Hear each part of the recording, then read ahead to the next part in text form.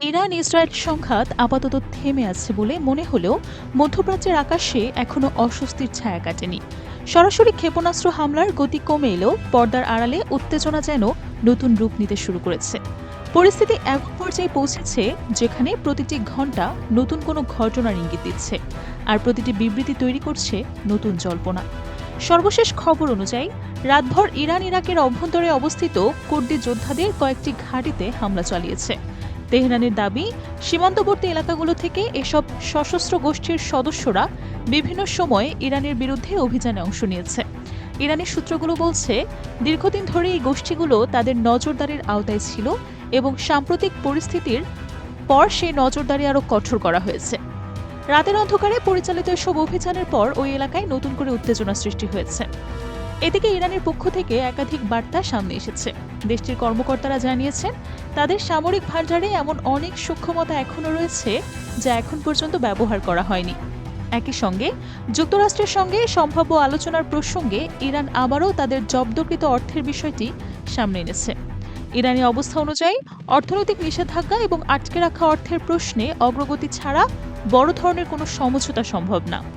অন্যদিকে আন্তর্জাতিক গণমাধ্যমে এমন খবরও প্রকাশিত হয়েছে যে যুক্তরাষ্ট্র বিশেষ প্রশিক্ষণপ্রাপ্ত কিছু সেনা সদস্যকে ইসরায়েলে মোতায়েন করেছে।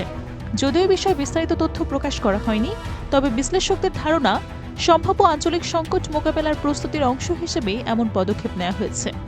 একই সময়ে ইরান পরিষ্কার করে জানিয়েছে, তাদের পারমাণবিক কর্মসূচি এবং ইউরেনিয়াম সমৃদ্ধকরণ নিয়ে বর্তমানে যুক্তরাষ্ট্রের সঙ্গে কোনো সক্রিয় আলোচনা চলছে না। এর বিপরীতে মার্কিন প্রেসিডেন্ট ডোনাল্ড ট্রাম্প সম্প্রতি বলেছেন, অচিরে একটি সমঝোতার পথ তৈরি হতে পারে এবং আগামী কয়েক সপ্তাহের মধ্যে ইতিবাচক অগ্রগতি দেখা যেতে পারে। তবে গত কয়েক মাস ধরেই বিভিন্ন সময়ে সম্ভাব্য চুক্তির কথা বলা হলেও এখন পর্যন্ত কোনো চূড়ান্ত ফলাফল প্রকাশ্যে আসেনি।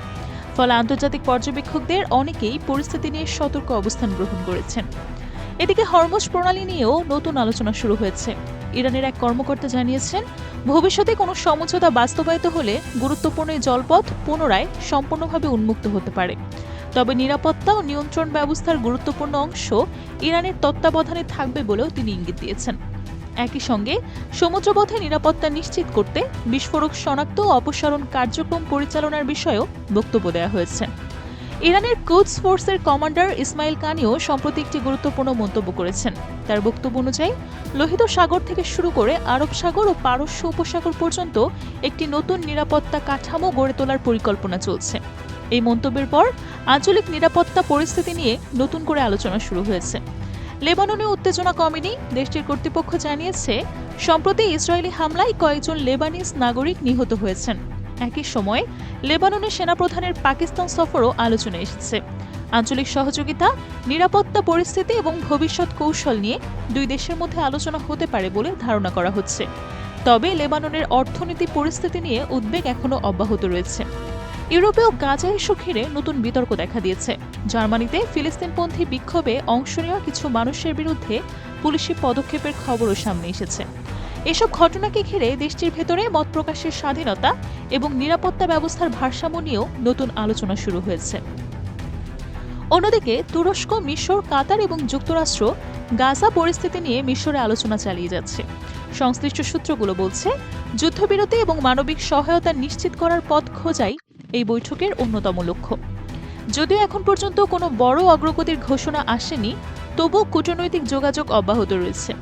এদিকে ইসরায়েলের প্রধানমন্ত্রী বেঞ্জামিন নেতানিয়াহুর সাম্প্রতিক বক্তব্য ব্যাপক আলোচনার জন্ম দিয়েছে। তিনি দাবি করেছেন, ইরানের সম্ভাব্য পারমাণবিক হুমকি মোকাবেলায় তাদের পদক্ষেপ গুরুত্বপূর্ণ ভূমিকা রেখেছে। তবে এই মন্তব্যের পর বিভিন্ন মহলে বিতর্ক দেখা দিয়েছে, কারণ ইরানের পারমাণবিক সক্ষমতা নিয়ে দীর্ঘদিন ধরে আন্তর্জাতিক অঙ্গনে মতবিরোধ চলছে। সাম্প্রতিক আঘাতের সময়ে দুই দেশে সাময়িকভাবে নিজেদের আকাশসীমা সীমিত করেছিল। তবে সর্বশেষ তথ্য অনুযায়ী ইরান ও ইসরায়েল উভয়ই আবার বেসামরিক বিমান চলাচলের জন্য তাদের আকাশপথ খুলে দিয়েছে। এতে স্বাভাবিক পরিস্থিতিতে ফেরার একটি আংশিক ইঙ্গিত মিললেও নিরাপত্তা ঝুঁকি পুরোপুরি শেষ হয়েছে বলে কেউই মনে করছেন না। এদিকে বিভিন্ন স্যাটেলাইট চিত্র নিয়ে সামাজিক যোগাযোগ মাধ্যমে ব্যাপক আলোচনা চলছে। কিছু ছবিতে ইসরায়েলের সামরিক স্থাপনায় ক্ষয়ক্ষতির দাবি করা হয়েছে, আবার অন্য কিছু ছবিতে ইরানের সামরিক স্থাপনায় হামলার চিহ্ন দেখানোর চেষ্টা করা হয়েছে। তবে এসব ছবির অনেকগুলোর সত্যতা স্বাধীনভাবে যাচাই করা সম্ভব হয়নি। ফলে বিশ্লেষকরা সতর্কতার সঙ্গে তথ্য মূল্যায়নের পরামর্শ দিচ্ছেন। ইসরায়েলি কর্তৃপক্ষ স্বীকার করেছে যে সাম্প্রতিক হামলাগুলোতে বহু মানুষ আহত হয়েছে। বিভিন্ন প্রতিবেদনে আহতের সংখ্যা নিয়ে ভিন্ন ভিন্ন তথ্য পাওয়া গেলেও পরিস্থিতির গুরুত্ব নিয়ে কোনো দ্বিমত নেই। হাসপাতালগুলো জরুরি সেবা জোরদার করেছে এবং নিরাপত্তা বাহিনীও সর্বোচ্চ সতর্কতায় রয়েছে। এদিকে ইয়েমেনের হুতি গোষ্ঠীর কার্যক্রমও নতুন করে আন্তর্জাতিক অঙ্গনে আলোচনার কেন্দ্রে উঠে এসেছে। বিভিন্ন সূত্রে দাবি করা হয়েছে যে সাম্প্রতিক সংঘাত চলাকালে ইসরায়েলের দিকে লক্ষ্য করে একাধিক ড্রোন উৎক্ষেপণ করা হয়েছে। যদিও সব ড্রোন হামলার বিস্তারিত তথ্য এখনও পুরোপুরি প্রকাশ করা হয়নি, তবুও জানা গেছে যে ইসরায়েলের উন্নত বিমান প্রতিরক্ষা ব্যবস্থা অধিকাংশ হামলা প্রতিহত করতে সক্ষম হয়েছে। তবে এই ঘটনাগুলো মধ্যপ্রাচ্যের চলমান সংকটকে আরও জটিল করে তুলেছে এবং আঞ্চলিক নিরাপত্তা নিয়ে নতুন করে উদ্বেগ সৃষ্টি করেছে। বিশ্লেষকদের মতে হুতি গোষ্ঠীর এই ধরনের পদক্ষেপ কেবল ইয়েমেন বা ইসরায়েলের মধ্যকার কোনো সীমিত ইস্যু না, বরং এটি বৃহত্তর আঞ্চলিক শক্তির ভারসাম্যের সঙ্গে সম্পর্কিত।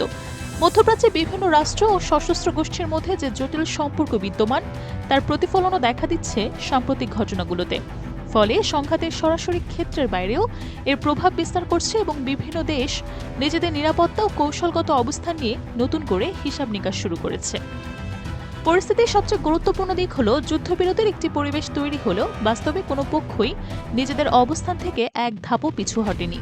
ফলে আপাতদৃষ্টিতে যুদ্ধের গতি কিছুটা কমে এলেও বাস্তবতার ভিন্ন চিত্র রয়েছে।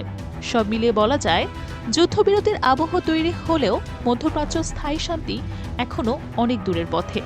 ইরান, ইসরায়েল, হুতি গোষ্ঠী এবং অন্যান্য আঞ্চলিক শক্তিকে ঘিরে যে বহুমাত্রিক সংকট তৈরি হয়েছে তা এখন পুরোপুরিভাবে প্রশমিত হয়নি।